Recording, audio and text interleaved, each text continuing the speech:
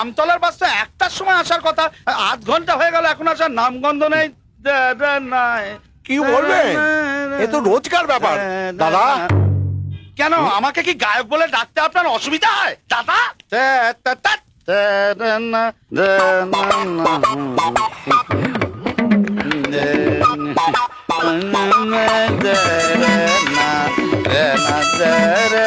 আপনি কি আইসক্রিম খাবেন?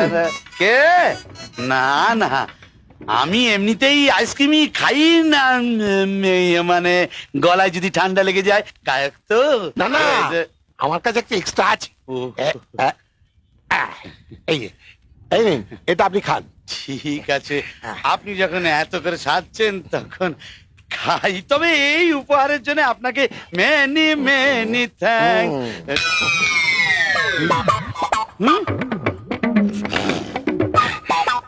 ইয়ে, আপনার আজকের এপ্রিল ফুল তো, তাই একটু টেস্ট করছি।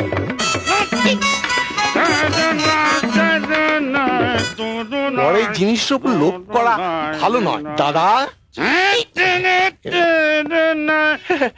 আরে কবিরাজ মশাই যে, কোথায় চললেন? ওই তো রুগী দেখতে। আচ্ছা, আইসক্রিম খাবেন নাকি? উড়ি বাবা, না না, ডায়াবেটিস, হিসেবে পিঁপড়ে ধরে। না না, একই লজে থাকি আমরা, আমি একা আইসক্রিম খাবো, আপনি খাবেন না, তা কখনো হয়? আমার কাছে একটা এক্সট্রা আছে। এই যে, এই নিন, এটা আপনি খান, ধরুন। তো কিছু নেই। কি বলছে? না না, ওর কথা শুনবেন না, আপনি খেতে শুরু করে দিন, ও একটা পাগল। কেমন লাগছে দাদা? খুব ভালো, ভেরি টেস্টফুল। আপনি আবার ঠকলেন, আজ এপ্রিল ফুল। টিং টং। দাদা একটা ফোন করবো। করুন।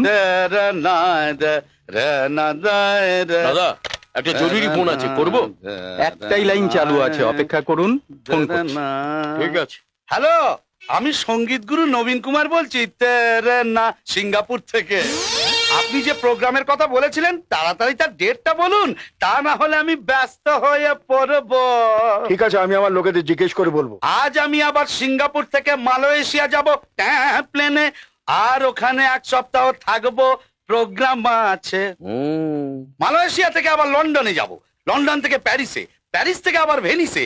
অবশ্য আপনি যদি বলেন তাহলে আমি আবার কলকাতায় ফিরে আসতে পারি, তা না হলে আবার 45 দিন ওয়ার্ল্ড ট্যুরে লেগে যাবে।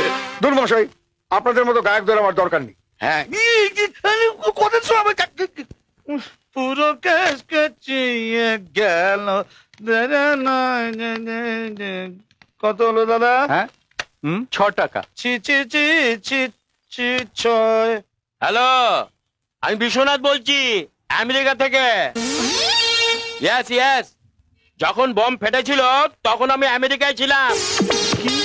জর্জ বুশকে আমি ফোনে প্রথমে জানিয়েছিলাম। ওরে বাবা, কেউ আমেরিকা বলছে, কেউ লন্ডন বলছে দাদা। হ্যাঁ, এই সব ঢপের কথা শুনে আপনি কিছু মনে করছেন না তো? দূর দূর, হ্যাঁ। আমি কেন মনে করতে যাব? হ্যাঁ। গত 10 বছর ধরে এই একই ঢপবাজির কথা শুনে আসছি।